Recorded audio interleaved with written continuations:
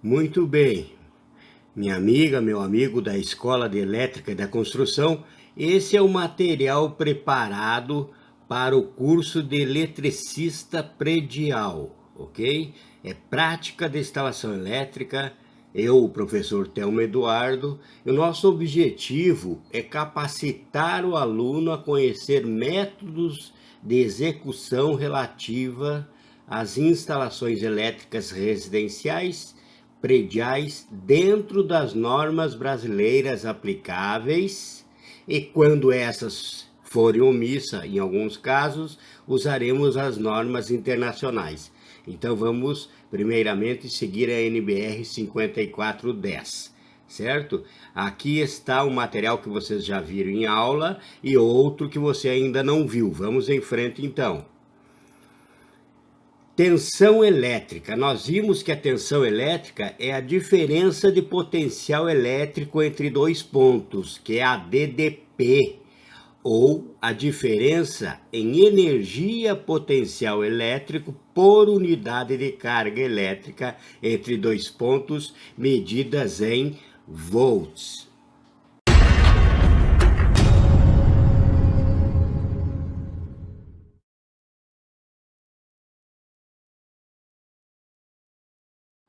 Nós vimos que a corrente elétrica é o fluxo de elétrons livres, cargas elétricas, que se movem em um condutor. Eles são estimulados ao deslocamento devido a uma DDP, a diferença de potencial elétrico estabelecida entre as pontas do condutor. Essa medida, ela é medida em amperes, ok? Estudamos também a resistência, que é a capacidade física de um corpo qualquer a se opor à passagem da corrente elétrica, mesmo quando existe uma diferença de potencial aplicada. E essa resistência é medida em ohms.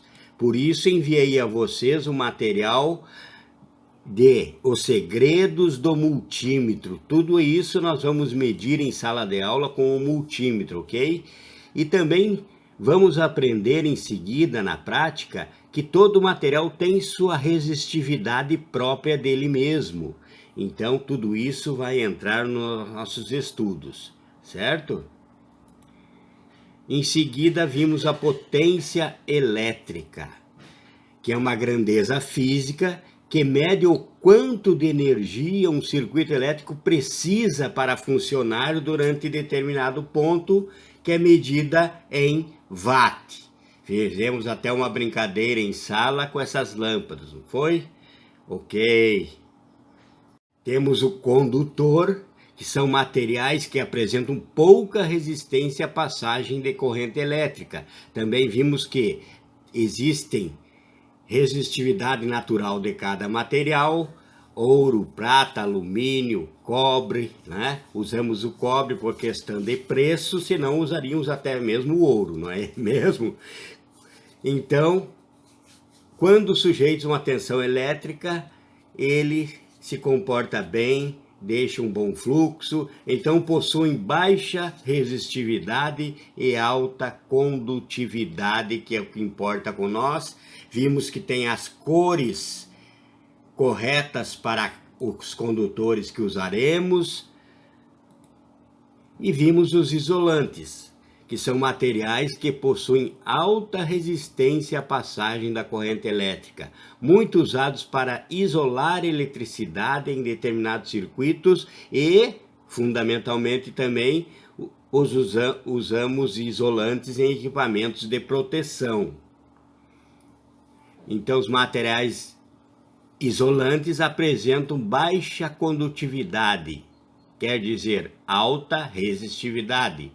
Seus elétrons de valência encontram-se rigidamente ligados aos seus átomos, o que dificulta a existência de elétrons livres e o estabelecimento da corrente elétrica.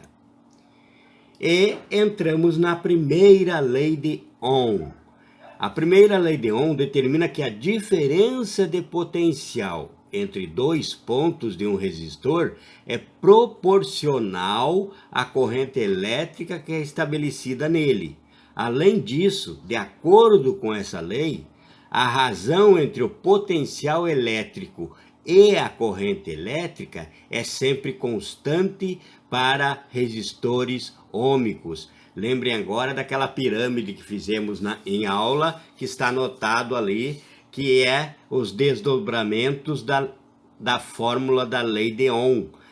Tensão é igual a resistência multiplicada pela corrente, né? Resistência, tensão e corrente, certo? Tivemos em sala de aula 2 exercícios, que era determinar a corrente elétrica que flui por um resistor de 1 kΩ quando submetido a uma DDP de 200 volts. Vimos como transformar esse kΩ em ohm, certo? E vimos também se comprar um chuveiro de 7.000 watts de potência, qual disjuntor que devemos utilizar. Vimos o cabo através da tabela 36 da NBR 5410. Então estamos evoluindo bem. Estudamos as grandezas utilizadas no dia a dia, os múltiplos e submúltiplos.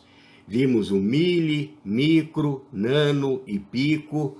Mili 10 na menos 3, micro 10 na menos 6, nano 10 na menos 9, pico 10 na menos 12. Há outras unidades também aqui, mas que são pouco utilizadas no nosso dia a dia. E vimos para cima também o quilo, que é 10 na 3, mega 10 na 6 e giga 10 na 9. E tem aqui o tera também, ó, tá? Que é 10 na 12. O tera, hoje em dia, você compra um computador, por exemplo, você vai querer 1 tera de memória, não é isso? Então, ok. E entramos nessa tabela, que é régua-tez. Régua-tez, porque essa foi uma adaptação que eu fiz para que o aluno não necessite de calculadora.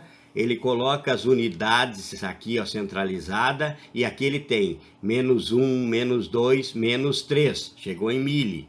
Menos 4, menos 5, menos 6, chegou em micro. Menos 7, menos 8, menos 9, chegou em nano. Menos 10, menos 11, menos 12, chegou em pico. Para o outro lado das unidades, aqui você vai botar tensão, você vai botar potência, você vai botar o Faraday, que é a capacitância, você vai botar o Henry, que é a indutância, certo? E o Ohm, tudo aqui. E aqui, ó, para frente, para a direita, mais 2, mais 1, mais 2, mais 3, chegou em quilo. Mais 4, mais 5, mais 6, chegou em mega. Mais 7, mais 8, mais 9, chegou em giga. 10 na 7, 10 na 8, 10 na 9, 10 na 10, 10 na 11 e até 10 na 12, que é o nosso tera. Para a esquerda, eu vi que eu deixo o último inteiro na unidade, quando decimal, e potência de 10, o zero não fica aqui dentro, o zero já vem para as unidades. Para a esquerda, último inteiro na unidade, potência de 10, zero fica aqui dentro das unidades, para transformar em número decimal. E assim nós vamos indo. E você se inscreve, deixa o like, colabore com o seu amigo. Em seguida, para vermos qual cabo utilizaríamos ali no chuveiro, nos foi mostrada essa tabela 36 da NBR 5410. Foi falado também sobre as outras tabelas que precisaremos seguir para eletrodutos, para cabos, para disjuntores. E foi enviado um material para vocês com a NBR 5410 completa. Aqui, tabela 36 da NBR 5410.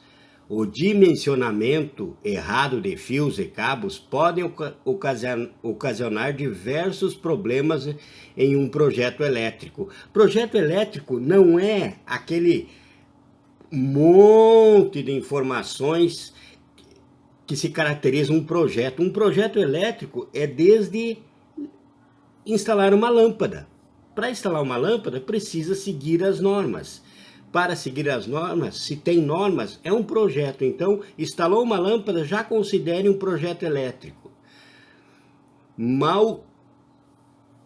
Pode ocasionar mau funcionamento, incêndios, acidentes fatais, choques elétricos com danos físicos e etc.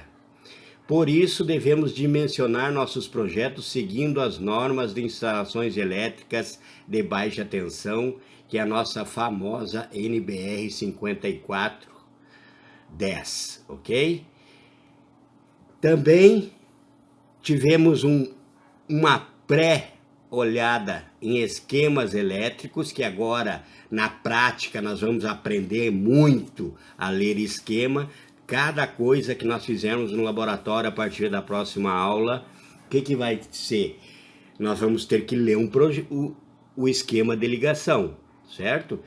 Esquema elétrico ou diagrama elétrico é a representação gráfica de circuitos elétricos ou eletrônicos.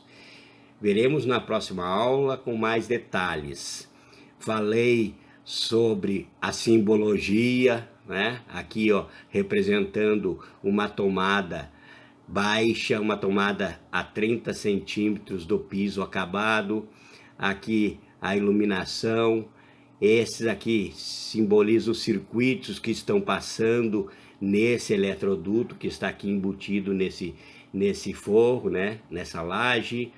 Aqui os quadros de distribuição. Aqui nós temos 3 quadros de distribuição, mas nós vamos ver isso com muita calma em sala de aula, e já tem playlists que foi passado aos colegas do curso sobre projetos elétricos, como chegar a isso. Então veja a playlist, você que não viu ainda, projeto elétrico do zero à aprovação, no qual tem todos os cálculos e todos o passo a passo do que você precisa fazer para chegar aqui e se tornar um projetista, ok?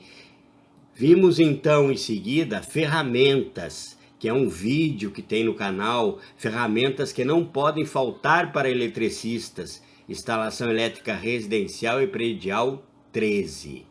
Está aqui o endereço que está esse vídeo, para você montar uma caixa adequada para chegar no trabalho e não passar vergonha sem uma ferramenta adequada. E, não menos importante que as ferramentas, é os EPIs. E aí existe EPIs e EPCs, certo? EPCs, nas próximas aulas nós vamos ver também, que é equipamento de proteção conjunta de todos, né? E aqui EPIs individual. Nós vimos aqui o que um eletricista precisa. E na NBR 5410 e na NR10, que também foi enviada aos participantes do curso, estão ali os itens conforme a ação em uma obra, o que você vai fazer, qual a tarefa. O EPI é outro, né? Não é um mesmo EPI, uma mesma luva, um mesmo óculos, um protetor facial, uma calça, um cinto para todas as áreas. Não, cada área depende do que precisa, a resistividade ideal para cada área, cada situação, ok? Vamos em frente aqui. Aí, projetar instalações de iluminações, nós já fizemos em sala de aula, laboratório. Aí nós começamos a ver esquema para instalação, começamos pela lâmpada, certo?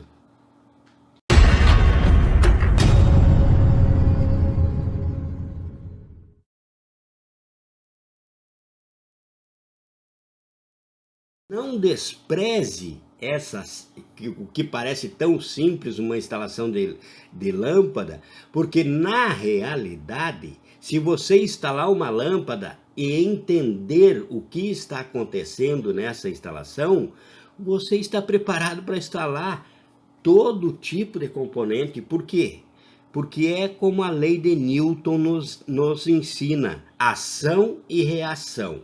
Se eu tenho a fase que está chegando, eu trouxe essa fase para esse interruptor, ele está preparado para uma reação. Ele recebeu a fase. Quando eu teclar aqui, ele vai acontecer uma reação, não é? E essa reação será emitir um sinal para esse receptáculo que está aqui, bocal, boquilha, tá? Que está aqui. Quando esse retorno trouxe essa tensão, trouxe essa corrente elétrica, a tensão provocou a corrente elétrica, chegou aqui, ele vai passar aqui, ó, nessa resistência que há aqui, vai transformar essa energia em energia luminosa e vai seguir caminho por aqui, voltando pelo neutro, certo? Então é ação e reação. Tudo que acontece em elétrica é isso, ação e reação. Você emite um sinal e vai receber uma reação correspondente ao sinal que você emitiu, certo?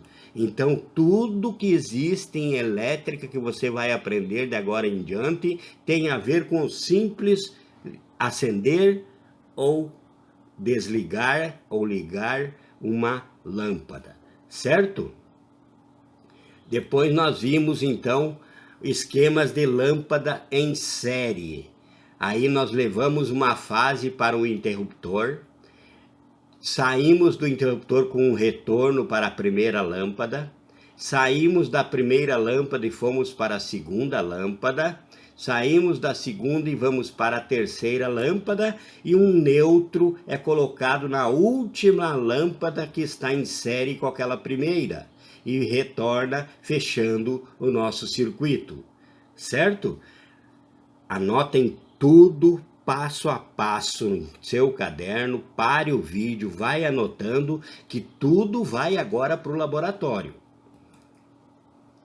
Vimos as lâmpadas em paralelo.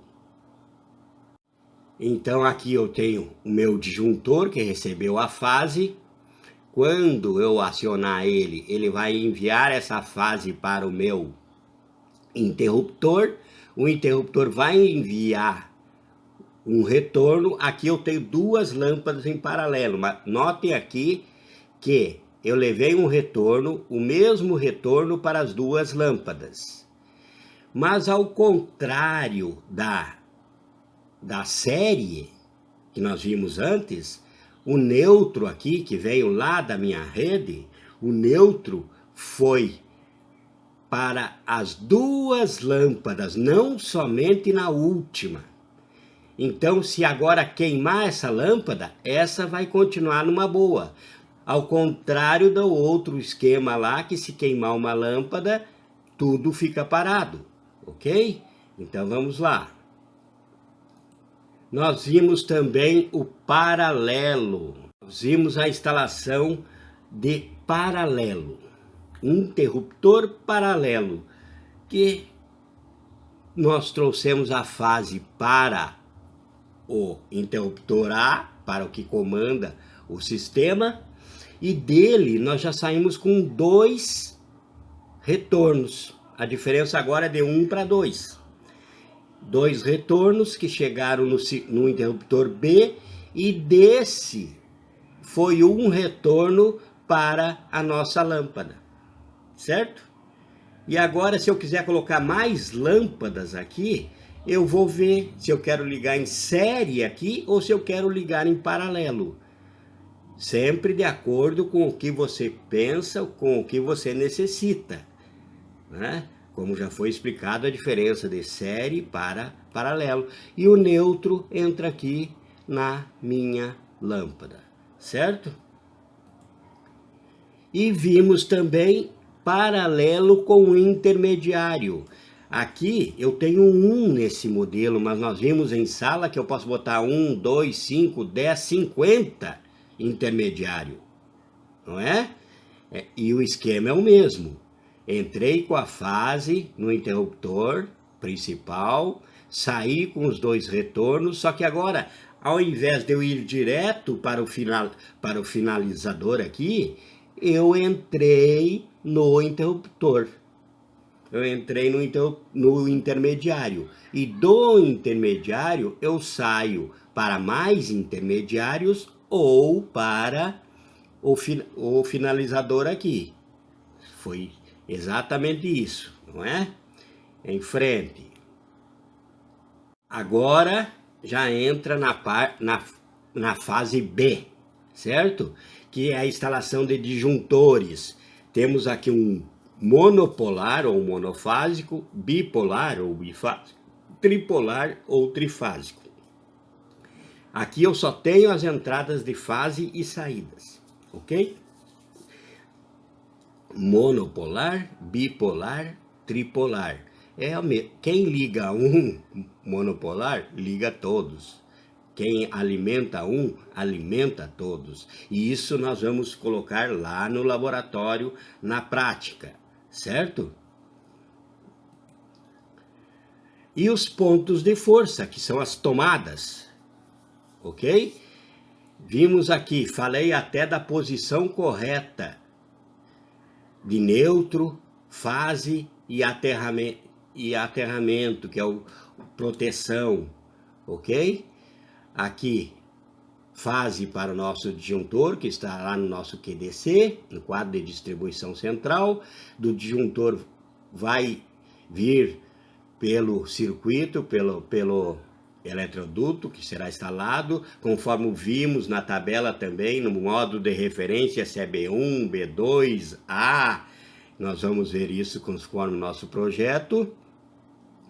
E aqui tem um diferencial para você agora sobre tomadas de 10 ampere e tomadas de 20 ampere.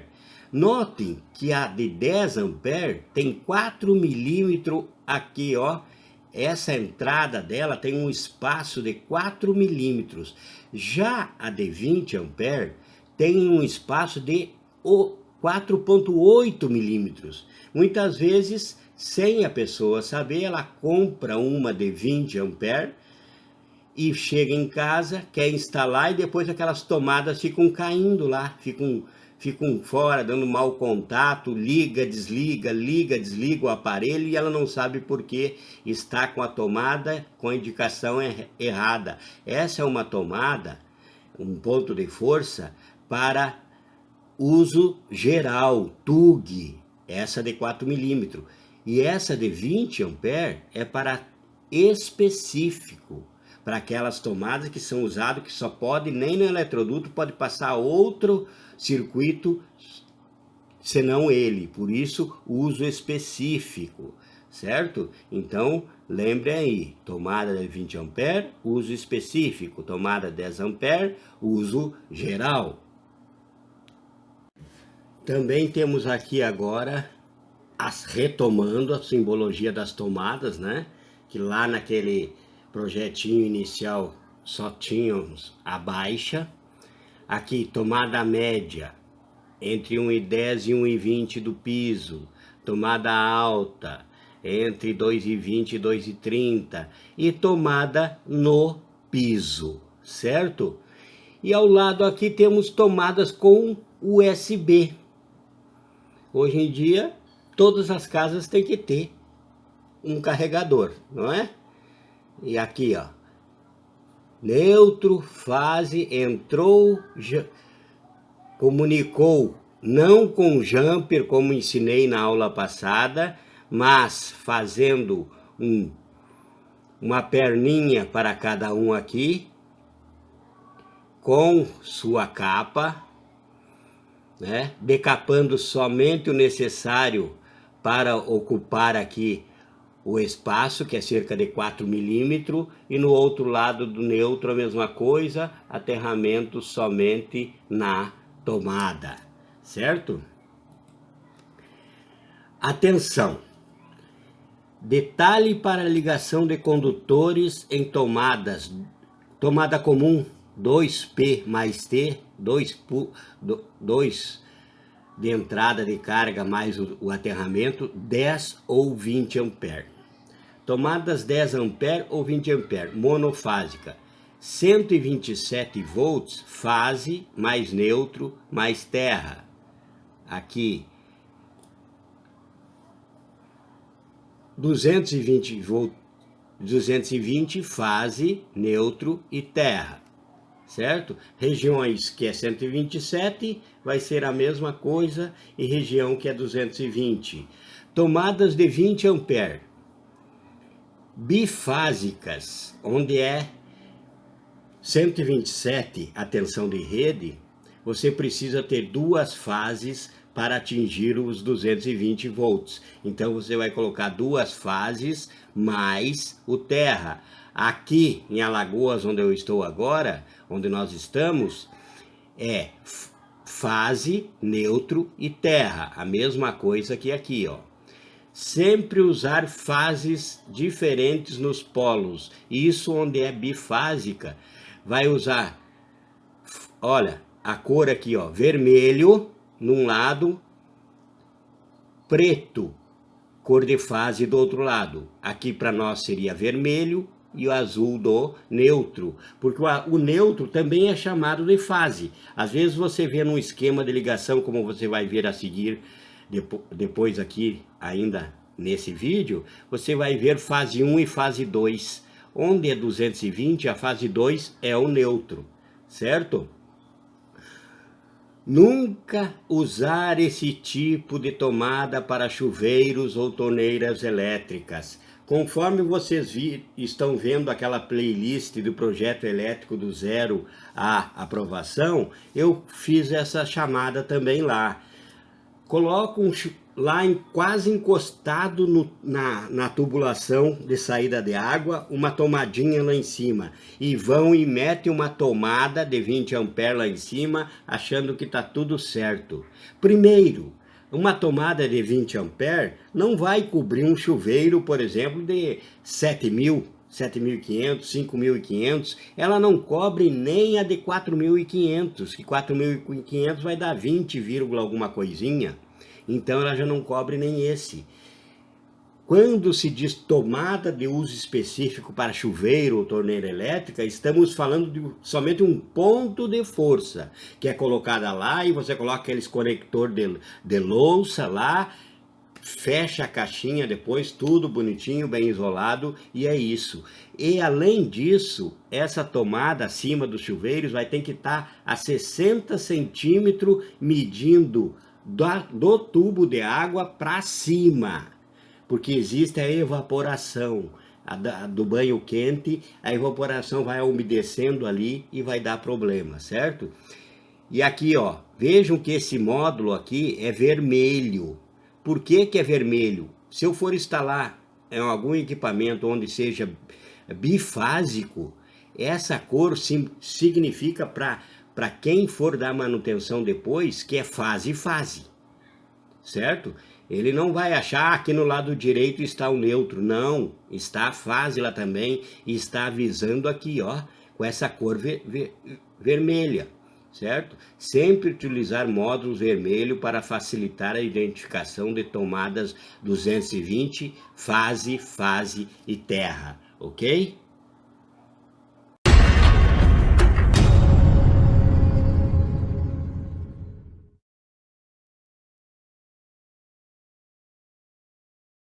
Agora, não sei se alguém de vocês já viu, se você ainda não viu, você vai ver.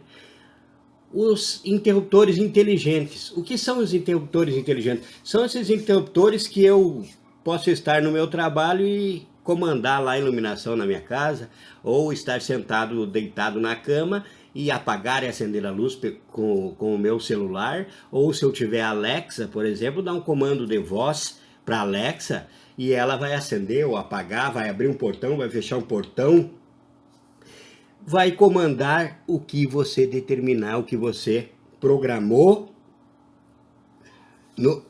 na plaquinha lá do teu interruptor. É muito simples, é muito simples. Eu vou vir com neutro para as lâmpadas, como é a ligação. Lembre que eu falei que tudo em elétrica passa por aquele simples comando, porque é sinal e resposta, ação e reação, lei de Newton, certo? Que mais para frente nós vamos talvez estudar, você vai ver em outro curso sequencial, a força elétrica, que a força elétrica é dada em Newton. Por isso, certo? Mas vamos em frente. E a fase eu vou entrar aqui, e ele internamente tem as interligações e vai sair com os meus retornos. E aqui, na última lâmpada, eu vou colocar um capacitor que vem junto no kit, que vai ser ligado no retorno e no neutro que recebe a última lâmpada. Esse esquema é sem neutro passando pelo interruptor, ok? Agora temos o esquema com neutro, certo? Não, aqui eu tenho outro sem neutro para mais de uma lâmpada. Veja, eu entrei aqui com a fase em L. E L1, L2 e L3 já é retorno. Quer dizer que esse meu interruptor é um interruptor triplo. Tem o mono, tem o bi e tem o triplo. Certo? Então aqui eu saio, ó, L1, lâmpada 1, eu vou passar por um capacitor também, vou sair da L1, vou entrar no capacitor, ok? E o neutro vem lá de cima e vem para o meu capacitor também. E aqui a lâmpada 1, ok? L2, lâmpada, neutro, lâmpada 2. L3, lâmpada, neutro para L3, ok? A diferença aqui é que só vou jampear junto, aqui embaixo, no L1, o capacitor. E é muito simples e depois você dá lá a tua ordem. Alexa, acende lá a lâmpada da área, acende a lâmpada da cozinha, acende a lâmpada do quarto, do banheiro, certo? Abre o portão, tudo você pode mandar com esse interruptor. Vamos em frente. Com neutro, aqui já tem um passo a mais, né? Vindo lá do disjuntor, certo? Desligue a energia e remova o interruptor comum. Antes de iniciar a instalação, remova o painel frontal do Smart Interruptor Wi-Fi. É tudo por Wi-Fi, esses modelos que estamos vendo. No Smart Interruptor Wi-Fi, conecte os fios neutro fase aos circuitos. Ó, venho com neutro para o circuito 1, 2 e 3. E entro com a fase agora com o neutro também, eu não vou usar capacitor agora. Entro com a fase com o neutro no próprio interruptor inteligente, certo? E aí eu vou sair. Entrei com a fase com o neutro, saí com C1, C2, C3 e vou para os circuitos, fazer o mesmo esquema que eu fiz anteriormente. Depois encaixa ali, né? Fecha lá e vai seguir os passos no aplicativo da casa inteligente e pronto, certo? Vamos em frente aqui. Instalação de DR, disjuntor residual. Semana passada ficou algumas dúvidas na aula porque eu não queria entrar naquele assunto para ter uma sequência. Você precisa ter uma sequência, começar no alicerce e ir progredindo passo a passo, para que o conhecimento não provoque uma ansiedade, essa ansiedade vai gerar uma tristeza em você de você não entender o que está sendo explicado. Agora que já vimos de lá para cá, nós podemos entrar no DR, que é o disjuntor residual, e nós vamos falar muito do residual para a defesa pessoal. Tem o residual para a defesa pessoal, de pessoas, tem o residual para equipamentos, certo? Então veja aqui, eu tenho um monopolar aqui, da Schneider. Eu gosto muito dessa marca porque ele tem todos os modelos. Dificilmente você vê por aí, em bifásico, eles colocam lá um tetrapolar. Tetrapolar por quê? Porque é 3 fases e o neutro. Mas essa empresa, por exemplo, essa empresa ela tem também, ela tem o monopolar, o bipolar e o tripolar. Certo? Então entrei com o neutro aqui, vindo lá da minha rede, saí com o neutro e fui para o barramento. Do barramento eu vou para a tomada e para a iluminação, se eu for proteger a iluminação, certo? E desse, entrei com a fase, com a alimentação nele, saí dele e fui para o disjuntor que vai proteger o circuito. Certo? Como nós falamos em aula, mas agora nós vamos aprender corretamente e vai ficar respondidas certas dúvidas que eu não quis dar muitos detalhes, certo? Vamos lá. Características de dispositivos DR. Vejam bem, nós temos interruptor, nós temos disjuntor e nós temos módulos DR. Às vezes, você quer usar um interruptor e coloca um disjuntor. Às vezes, você quer usar um disjuntor e coloca um DR. Então, naquelas dúvidas em sala, eu estava falando do interruptor DR, mas agora você vai entender. O interruptor DR é um dispositivo de seccionamento mecânico destinado a provocar a abertura dos próprios contatos quando ocorrer uma corrente de fuga à terra. O circuito protegido por esse dispositivo necessita ainda de uma proteção contra sobrecarga e curto-circuito, que pode ser realizada por disjuntor ou fusível, ou aquele DPS que nós vamos ver em frente, devidamente coordenado com o dispositivo DR, certo?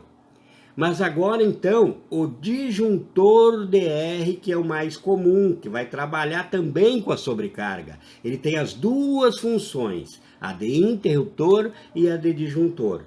O disjuntor DR é um dispositivo de seccionamento mecânico destinado a provocar a abertura dos próprios contatos quando ocorrer uma sobrecarga, curto-circuito ou o papel do interruptor, que é a corrente de fuga à terra, recomendado nos casos onde existe a limitação de espaço. Pronto, na nossa casa nós vamos botar disjuntor DR. Não foi entrado no assunto do trabalho deles, porque eu queria que vocês vissem isso, a diferença de um para o outro e a possibilidade de, segundo o projeto que vocês têm em mãos, qual utilizar. Porque vocês têm que saber o seguinte, que um bom projeto elétrico também deve se preocupar com o gasto que a pessoa, o dono da residência, ou do prédio, ou do comércio, vai ter com o seu projeto, certo? Então você sabe que utilizando um, você vai precisar de X material, utilizando o outro, você vai precisar de Y material, certo? E temos os módulos DR, são associados a um disjuntor termomagnético, adicionando a este a proteção diferencial residual, ou seja, ele é um auxiliar. Esta associação permite a atuação do disjuntor quando ocorrer uma sobrecarga, curto-circuito ou corrente de fuga à terra, recomendado para instalações onde a corrente de circuito for elevada. Um módulo você vai ver mais em comércio, na área comercial, na área industrial, ok? Vamos seguindo aqui então. Tipos de dispositivos DR. Agora você vai vendo que eu tenho uma série que eu devo percorrer para classificar o que eu vou ou não instalar para o meu cliente, certo? Tipo AC, detecta correntes residuais alternadas e não normalmente utilizados em instalações elétricas residenciais. E são normalmente utilizadas em instalações elétricas residenciais. Então, qual o tipo que eu tenho que comprar para minha casa? AC, comerciais e prediais. É a nossa linha. Nós estamos numa elétrica predial. Então, pronto. Quando falo residencial, é predial, certo? Comercial também é predial, tudo é prédio, certo? Como também instalações elétricas industriais de características similares. Em algumas partes da indústria também vamos utilizar esse, certo? Tipo A, detecta correntes residuais alternadas e contínuas pulsantes. Essa é uma área que nós vamos entrar nos cursos subsequentes, certo? Esse tipo de dispositivo é aplicável em circuitos que contenham recursos eletrônicos que alterem a forma de onda senoidal, certo? Isso agora é um assunto que vai ficar reservado para o passo 2 da carreira de vocês, ok? Tipo B, detecta as correntes residual alternada, contínuas pulsantes e contínuas puras. Pulsantes e puras. Esse tipo de dispositivo é aplicado em circuitos de corrente alternada, normalmente trifásicos, que possuem em ondas de corrente contínua, que possuem em sua forma de onda partes senoidais, meia onda ou ainda formas de ondas de corrente contínua, geradas por carga como equipamentos eletromédicos, por exemplo, num consultório, né? Entre outros. Consultórios tem uma série de coisas que nós devemos obedecer, certo? E que nós vamos ainda, quem sabe, termos tempo de conversarmos, ok? Vamos em frente. O que a norma NBR 54 diz sobre o uso de DR? Devem ser objeto de proteção adicional por dispositivos a corrente diferencial residual, com corrente diferencial residual nominal igual ou inferior a 30 mA. É o nosso disjuntor residencial. A. Os circuitos que sirvam a pontos de utilização situados em locais contendo banheira ou chuveiro. B. Os circuitos que alimentam tomadas de corrente situadas em áreas externas à edificação, como eu comentei em sala de aula. Os circuitos de tomadas de corrente situados em áreas Segundo a NBR 5410. Qual o esquema de aterramento impossibilita o funcionamento adequado dos dispositivos de proteção do tipo diferencial residual? Nós vamos ver em frente também esquemas de ligação de aterramentos. Então você tem que conhecê-los e conhecer a NBR para saber. Muitas vezes a gente chega em alguns lugares que está instalado um equipamento, mas existe outra parte dessa instalação que não é adequada àquele equipamento, certo? Quando o DR for sensibilizado, o neutro não pode ser condutor do tipo PEN, quer dizer, neutro mais terra, pois se for o mesmo condutor, quando é o mesmo condutor, né, aquele aterramento e neutro, também comentamos sobre isso na aula passada. A corrente de fuga irá passar pelo condutor neutro, que acumula a função de proteção e neutro, E o DR não conseguirá enxergar essa fuga. Ele não vai entrar, o DR está funcionando ali como uma calculadora. Ele sabe quanto passou por ele, mas na volta ele diminui, ele faz a conta para ver se voltou a mesma quantia ou se passou daqueles 30 miliamperes a diferença de potencial. Se passou, ele aciona. Tudo muito rápido, mas é isso que ele faz. Pois estará passando a corrente de falta por esse condutor PEN e, consequentemente, as somas vetoriais das correntes serão praticamente nulas, não sensibilizando o DR. Então, no esquema de aterramento TNC, onde o neutro e a proteção têm o mesmo condutor, PEN, não poderá ser utilizado com o DR, pois, como vimos, o DR não conseguirá atuar. No capítulo 5 da NBE 5410, no item 5.1.2.2.4.2, esquema TN, letra F, certo?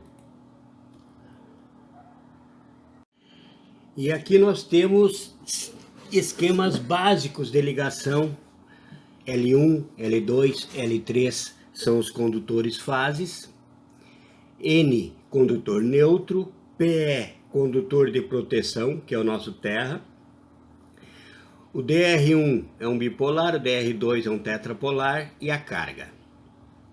No esquema TNS, que é o utilizado em nossas residências, a maioria delas, grande, 99,9%. As funções do condutor neutro e do condutor de proteção são distintos na rede. É isso que está dizendo aqui, ó. Aqui tem a barra, a haste de aterramento, em que o neutro que vem da rede sai em um condutor e de lá da mesma haste sai um condutor para as massas lá dentro de aterramento, né? Então, fase vai sair aqui, a mesma que recebeu, e o meu neutro, certo? E já nesse aqui, se for um bipolar, eu vou fazer este sem neutro, né? Se for sem neutro, sem neutro aqui, vindo aqui da rede, eu vou fazer este jumper aqui, que eu vou mostrar no esquema de ligação do DR, como é que faz, que ele tem um esquema onde não pode faltar algum deles que se comunica com o neutro. O neutro do diferencial sempre vai se comunicar com um deles aqui, certo? Claro, se for um monofásico, por exemplo, se comunica com o único fase que tem lá. Mas bifásico e trifásico, vai haver outros para ele se comunicar que não pode faltar. Então ele jampeou esse aqui é o que não pode faltar, senão depois ele não vai funcionar, não vai dar nem para fazer teste, certo? Então é o esquema TNS. Agora o TNC, que teve a observação antes da NBR. Em parte do sistema, as funções do condutor neutro e do condutor de proteção são combinadas em um único condutor. Veja aqui, ó, venho da haste, não recebeu o neutro, ó, não tem o neutro aqui.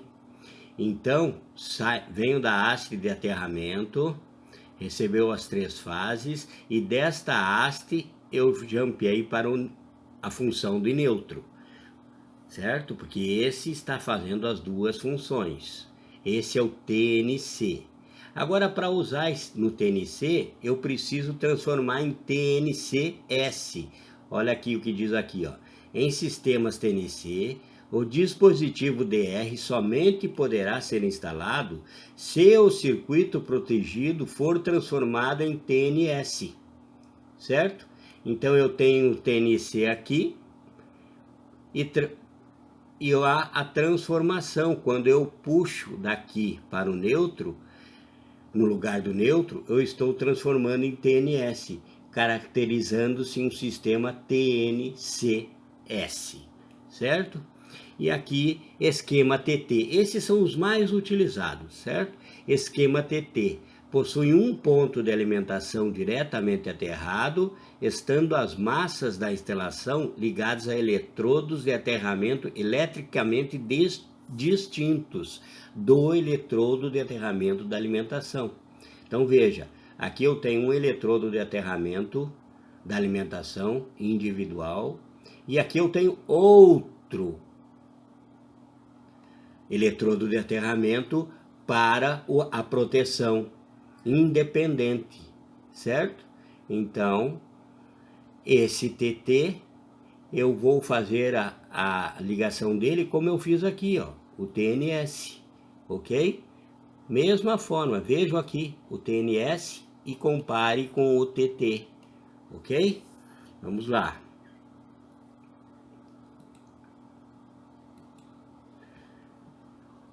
O botão de teste no teu diferencial residual vai ter o botão de teste. O botão de teste possibilita a verificação do correto funcionamento e instalação do dispositivo DR, gerando uma corrente de fuga interna entre dois terminais de conexão. E ainda diz para nós acionarmos semestralmente, pois é a garantia de funcionamento dos dispositivos DR. De vez em quando você vai lá e faz um teste no teu DR, né?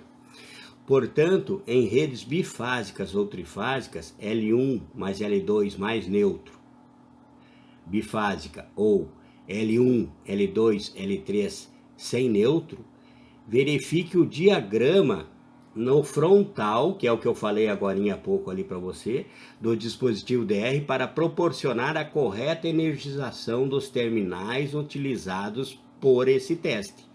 No exemplo, foi interligado o terminal de conexão 3 ao terminal de conexão N para permitir a operação do botão teste. Veja, aqui eu tenho um monofásico, então é como eu falei, um monofásico só tem uma fase, acabou a conversa. Aqui eu tenho um bifásico, então eu entrei com uma fase em cada um, também no lugar do neutro, certo? E aqui eu tenho um tetrapolar, um trifásico. Tetrapolar por quê? Porque as três fases mais o neutro, é o que mais a gente vê por aí, né? Aqui o que eu faço? Eu jampeei daqui, ó, do 3 da entrada do meu DR para o neutro. Por quê? Porque olha aqui embaixo o esquema que eu estou aqui agora, ó.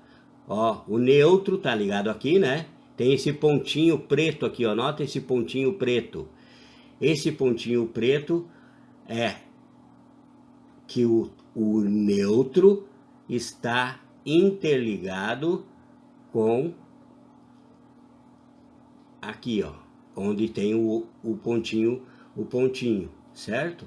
Por isso que foi interligado os dois para proporcionar a instalação, certo? O teste e o correto funcionamento, certo? Vamos em frente. Agora uma discussão para a sala de aula. Você viu o que eu falei, não viu? Não ouviu? Pronto, olha aqui, ó. Aqui diz que no exemplo, foi interligado o terminal de conexão 3, esse aqui, né, com a entrada do neutro para proporcionar o teste. E aí aqui tem o esquema, certo? E pelo que eu vejo no esquema aqui, está certo o que está escrito aqui? Vamos discutir em sala de aula.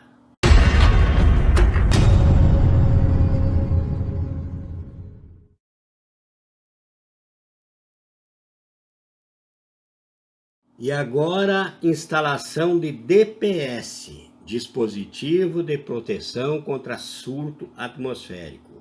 A norma NBR 5410, em minha humilde opinião, é falha no sentido do DPS. Por quê? Porque moramos no país com maior intensidade de descargas atmosféricas no mundo, certo? Você vê toda hora notícia, choveu e eu perdi minha televisão, ou os aparelhos queimaram. Por quê? Porque falta o DPS nas residências. Então, como eu faço, aconselho a fazer, conversar sobre isso com os clientes ou na sua própria casa, a necessidade de um DPS. Por isso que eu digo que a norma NBR 5410 é falha nesse sentido. Ela protege contra um choque a pessoa, mas não protege os equipamentos, que seria simples usando os DPS. Isso deveria ser norma, um DPS, para que esses prejuízos, a própria empresa de energia não aguenta pagar, tanto que toda hora tem processos para pagar equipamentos depois de que terminou a energia. Aí quando volta, às vezes volta num pico, e se tem algum aparelho ligado, queima. Aí processam lá a rede. Por quê? Porque não existe o DPS, não há norma para cobrar. Até isso é uma ideia, né? De cobrar, porque um eletrotécnico, por exemplo, pode entrar com um pedido de criação de normas. Vamos pensar nisso, né? Aqui o DPS é importantíssimo, e veja como é simples. Eu entrei com o neutro aqui e não estou protegendo o neutro, porém eu também aconselho proteger o neutro, usar um DPS para o neutro também. E aqui eu vim com a fase R, S e T, as três fases, entrei cada um em um DPS. Cada DPS, cada entrada para uma das fases. Se for monofásico vai ter só um DPS, bifásico vai ter 2 DPS, trifásico vai ter 3 DPS. E é simples o funcionamento dele, porque ele sai aqui e se dirige para lá no seu quadro de distribuição, o barramento de terra, que está interligado com a haste que está lá fora, certo? Vamos então aqui em frente ver um quadro de distribuição elétrica DPS com DPS. Aqui eu tenho o trifásico de novo, eu coloco o trifásico, mas quando eu falo monofásico ou bifásico, a única diferença é que não vai existir esses outros para um monofásico, mas aqui o esquema é o mesmo. Veja, entrou no geral de proteção, foi para a entrada do meu DPS e se dirigiu para o aterramento do seu quadro lá, certo? Para o barramento do terra. Aqui o neutro entrou aqui, as fases estão entrando cada um, saindo cada um do seu disjuntor, porque está entrando por aqui, né? Entra fase, sai aqui, vai para o circuito de distribuição. Entrou aqui, saiu para a distribuição, certo? Então é isso, e nós vamos ver agora mais exemplos aqui do que nós vamos fazer. Isso aqui tudo vai ser feito em laboratório. Porém, existe um padrão. Nós estamos nos formando profissionais e os meus quadros são nesse modelo. E eu quero que vocês notem agora, e depois eu vou passar um vídeo para vocês, do correto lugar que esse DPS vai ocupar no meu quadro. Por quê? Não é muito usado em residências, em comércios. Em comércio já é mais usado, né? Mas em residências, no geral, não é usado. Então, às vezes, o eletricista não sabe a ordem correta de colocar aqui, mas você vai saber agora. Note que aqui eu tenho a geral, depois da geral eu já saio e entro no DPS, certo? E depois do DPS eu vou para o DR. Por quê? Esse DR, eu já vi instalações erradas em que o DR estava antes do DPS. O que acontece se colocar? Olha, houve uma descarga atmosférica, não é? Então, esse DPS já derrubou o sistema, ok? E se eu colocar esse DPS no lado de cá do meu DR, e o DR continuou lá ligado, né? Quando houve a descarga, quem trabalha primeiro é a sobrecarga de descarga atmosférica, quem trabalha primeiro é o DPS. E se eu colocar o DPS do lado de cá, o que vai acontecer? Quando esse DPS trabalhar, que ele quiser levar, houve a sobrecarga. Quando ele for trabalhar, se ele estiver aqui desse lado, onde está esse disjuntor agora, o que vai acontecer? Deu um raio lá fora, houve uma sobrecarga, que o DPS, a função dele é pegar a sobrecarga e levar para lá e não atrapalhar em nada o sistema aqui. Mas, se ele estiver desse lado, o DR vai sentir a falta quando ele descarregou, vai sentir a falta disso e vai derrubar o sistema, certo? Porque, como falamos outro, esse DR trabalha como uma calculadora. Ele vai fazer as contas deles, vai ver, opa, tá faltando, passou por mim tanto e voltou só tanto, porque esse trabalhou e estava no lugar errado. Esse tem que trabalhar antes do DR, certo? Vamos em frente. Então aqui, ó, olha como tá bonitinho esse quadro, desse jeito que nós vamos fazer em sala de aula. Ó. Geral, DPS, DR e os circuitos, tudo indo para o lugar correto. Ó, entrou aqui no DR, foi para o barramento, do barramento saiu, foi para os circuitos, o aterramento foi para os circuitos, veio lá da rua aqui, ó, entrou no lugar certo, e o DPS saiu e se dirigiu para o barramento, e aqui eu tenho o trilho, né? Eu tenho os trilhos aqui, do diferencial de potencial aqui, ó, ligado tudo com um trilho DIN aqui embaixo, isso é uma maravilha, ok? É assim que nós temos que trabalhar. Agora, a apresentação de um quadro bifásico, certo? Naquela playlist Projeto Elétrico do Zero à Aprovação, você tem como chegar às contas do monofásico, bifásico ou trifásico, qual vai ser o padrão de entrada, qual é o quadro que vamos utilizar na quadro de distribuição central da residência. Então aqui agora nós estamos num bifásico, certo? Aqui nós temos a apresentação de como ela deve ser feita.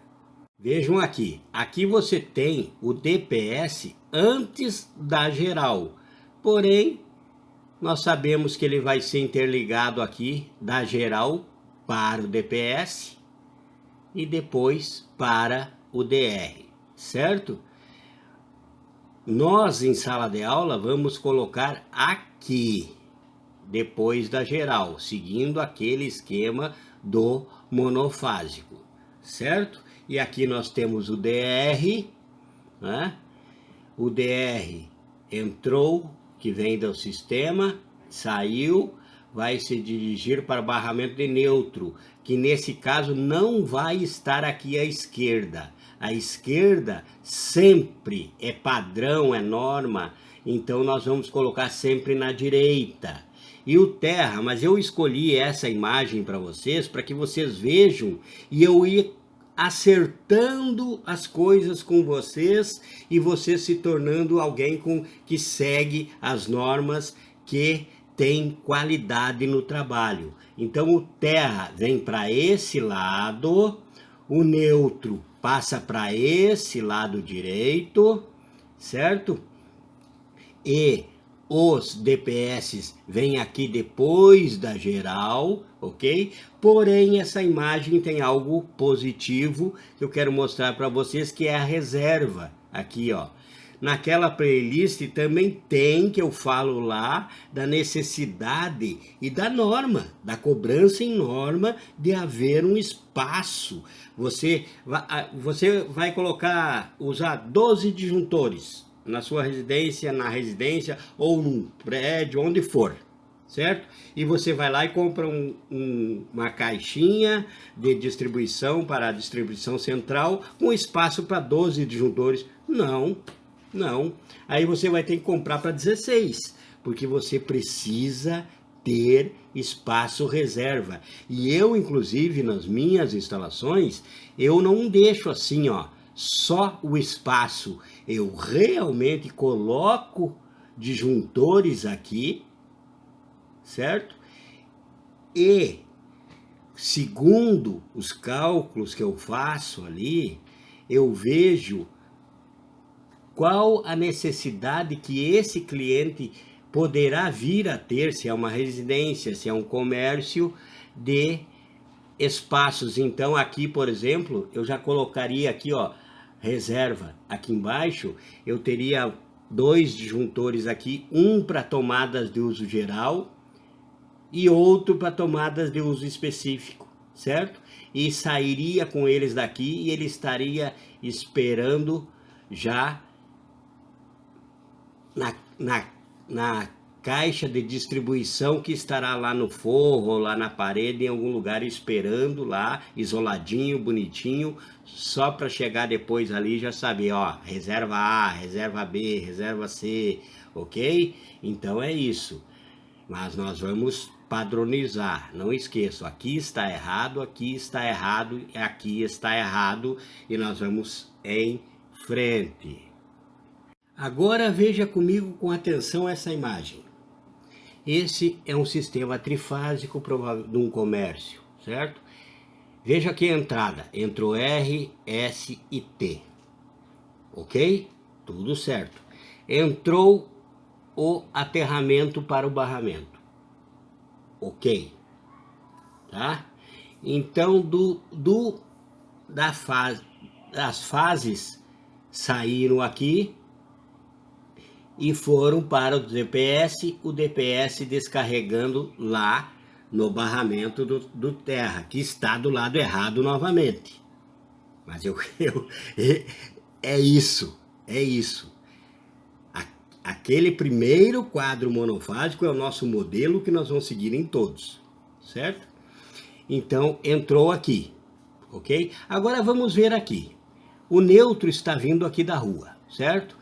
Olha o que está feito aqui. Entrou aonde? No barramento, não é? Aqui, ó. Entrou no barramento. Do barramento... Ah, tem outra coisa que eu quero mostrar. Aqui tem um neutro protegido, ó. Muito bem, eu gosto disso, de proteger o neutro, ó. Ele saiu desse barramento e foi para a proteção do neutro, ok? Aqui está certo. Mas eu quero que preste atenção aqui, ó. Entrou do barramento... No barramento foi para outro barramento, que aqui tem 2 bastante circuitos, né? Mas tudo está protegido. Porque se ele entrou aqui e voltou para cá, ele fez a mesma coisa que ter só um. Podia ter um mais longo aqui, certo? Então pronto. Ele saiu do barramento e se dirigiu para o DR. E aqui o que aconteceu? Tá certo isso? Vamos discutir essa imagem em sala de aula. E aí ele saiu do DR e foi novamente para o barramento da onde ele veio. O que está fazendo esse DR aqui? Nada, ele só está dando volta.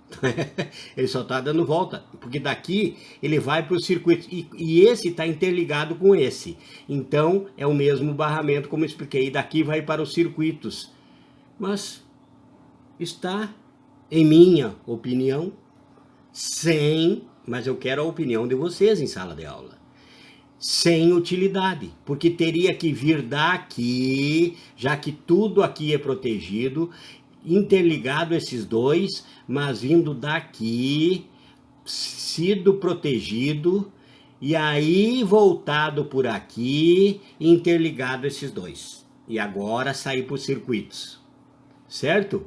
Então, você olhando o que tem feito e olhando por aí, quando caminha pelos quadros, você vai ver muita coisa assim, certo? Aí, então, esse DR não será eficaz, certo? E aqui tem a distribuição das fases e coisa, que é a mesma coisa que a gente já viu, ok? Vamos em frente.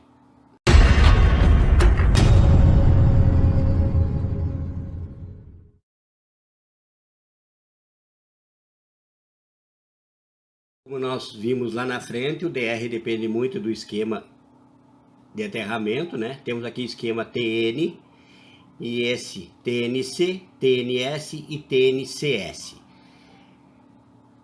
Conheçam o TNC e o TNCS, que é quando precisar de uma transformação.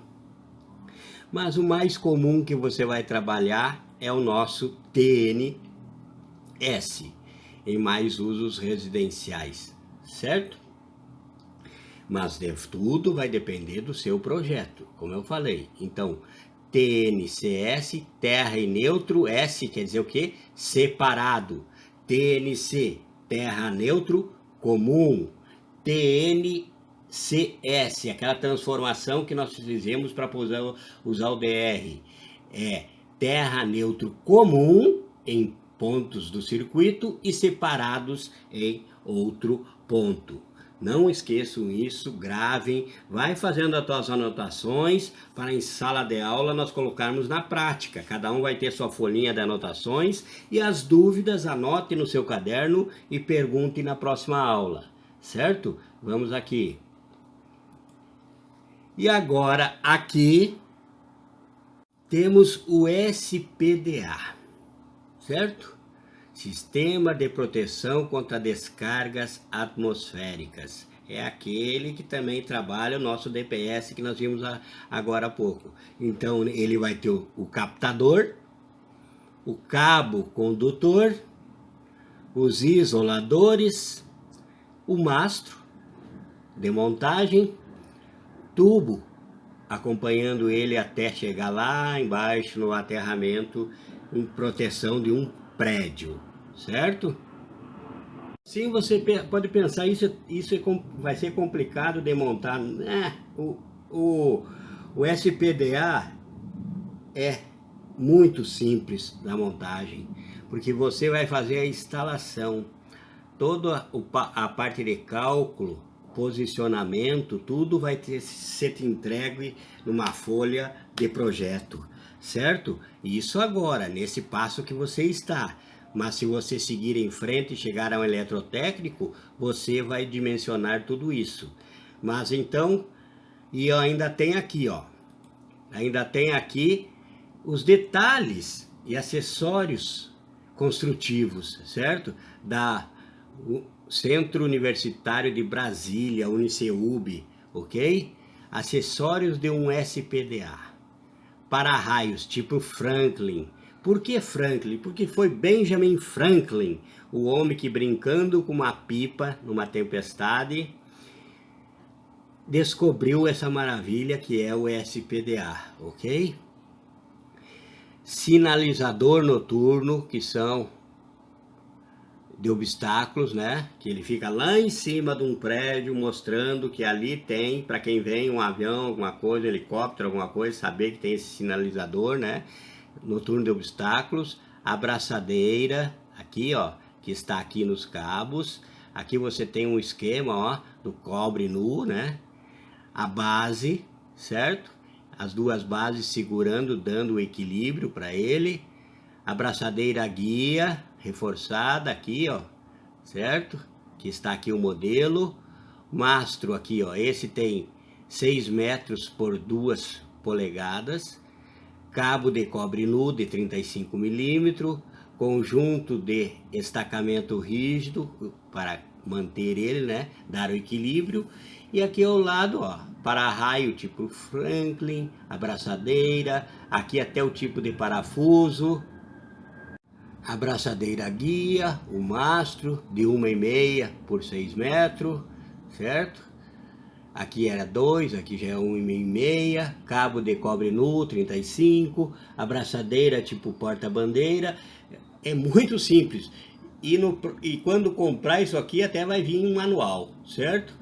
Apoio de segurança e aqui está no parapeito lá, né? Pronto, vamos embora, vamos em frente aqui.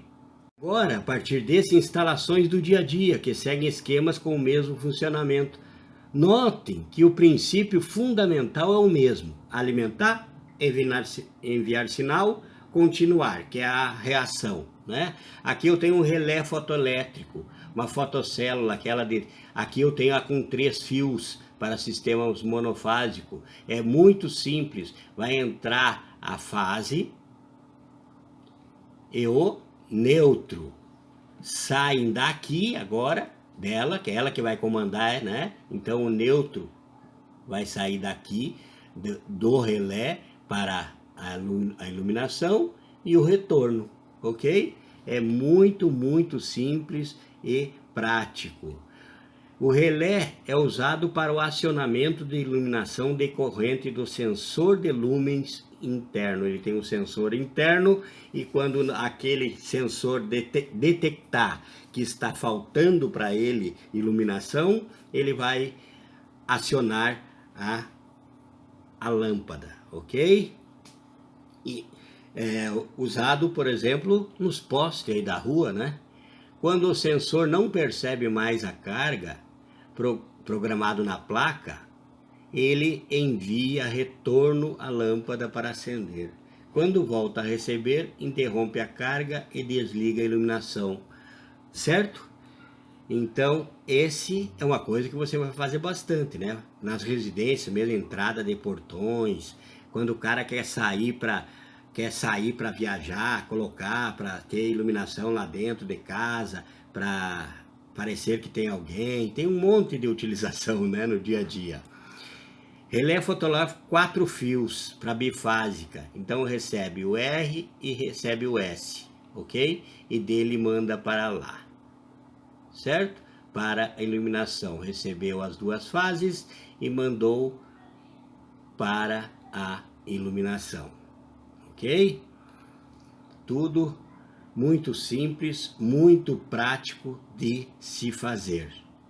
Não existe bicho de 7 cabeças na eletricidade. Existe o passo a passo, existe o conhecimento correto, certo? Relé temporizador.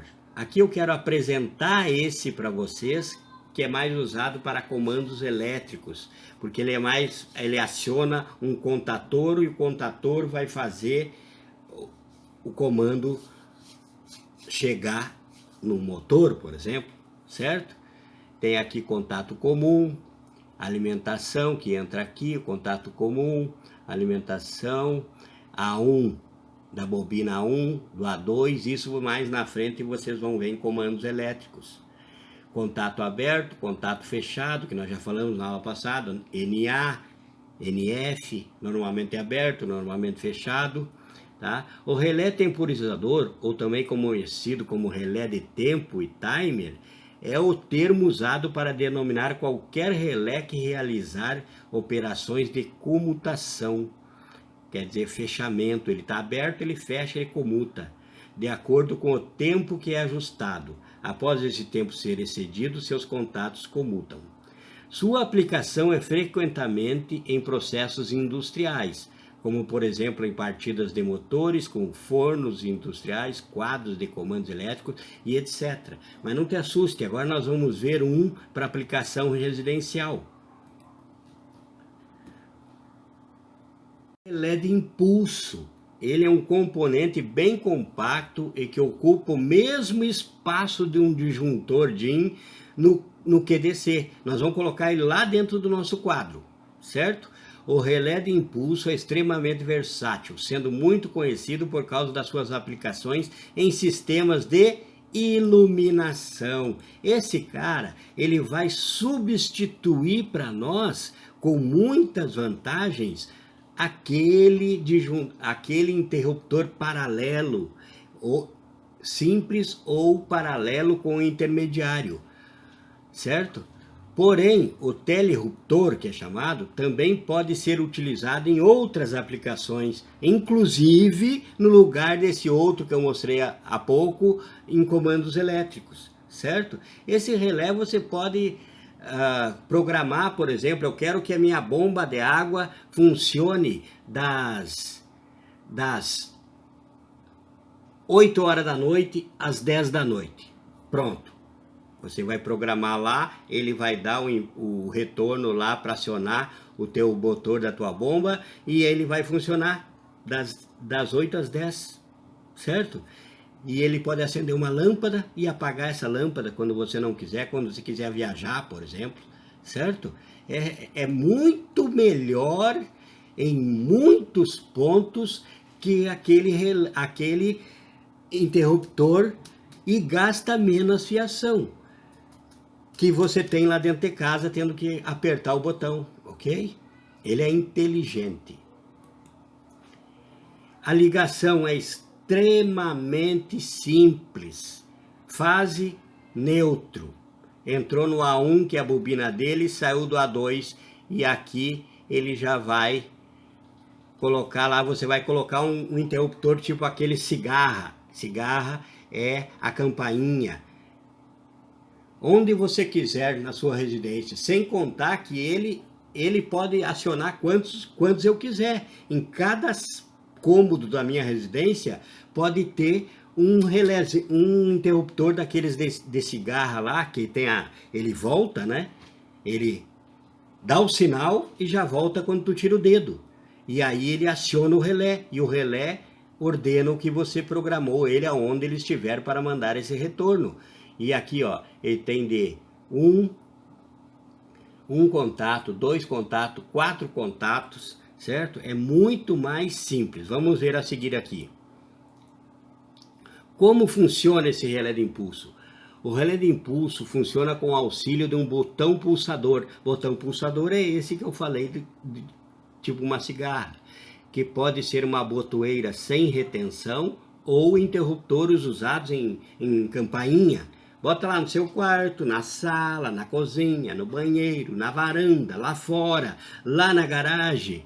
Uma campainha dessas, um interruptor tipo campainha, sempre que esse é pressionado, o contato de saída do interruptor é comutado, podendo ligar ou desligar uma carga.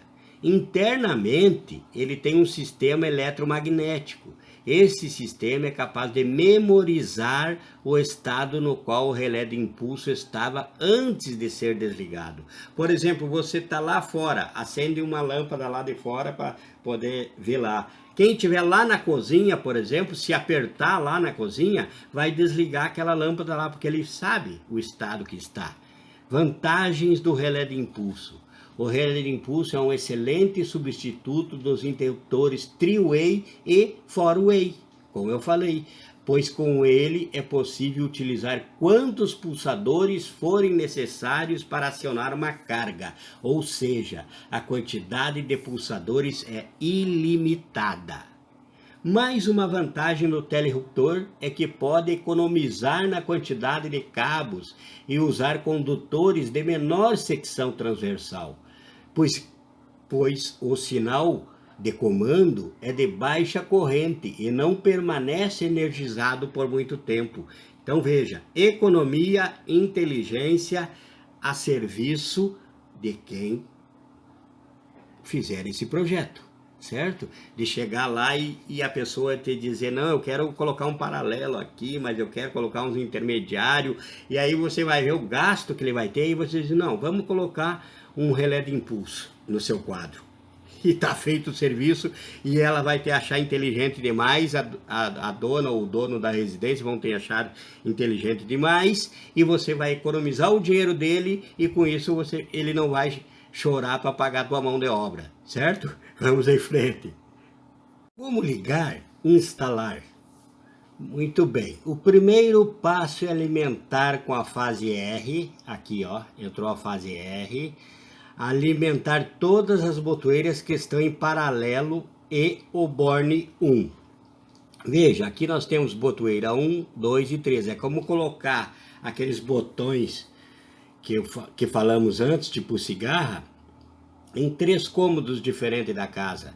Então você entrou com essa fase neles e saiu pelo retorno deles voltando para as próprias botoeiras. certo? Interligando aqui com a principal. E essa vai alimentar o A1 da bobina do relé, certo?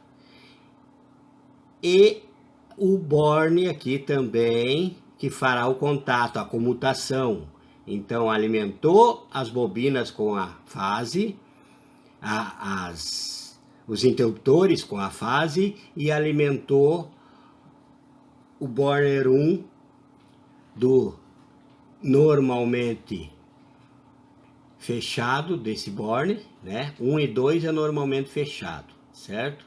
3 e 4 é normalmente aberto, ok? Isso você vai aprender para frente. E depois, logo após, um cabo é ligado ao borne 2.